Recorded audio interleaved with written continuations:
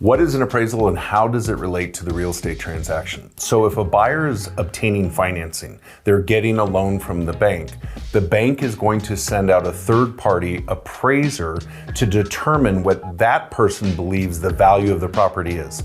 So say the purchase contract is at $1 million even, and the buyer's putting 20% down, so they're putting $200,000 down.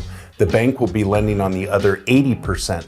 So the bank wants to make sure that when they lend this $800,000, if the buyer ever defaulted, they could sell the property and get their money back and not lose money.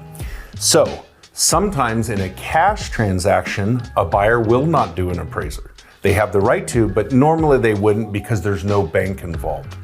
What happens if the contract price is $1 million, the bank sends out the appraiser, and the appraisal comes back at $900,000, $100,000 short of value?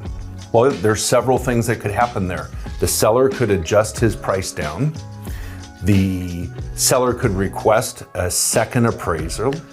The buyer could bring in the extra $100,000 in cash and make up the shortfall, or the parties could choose to go their own way.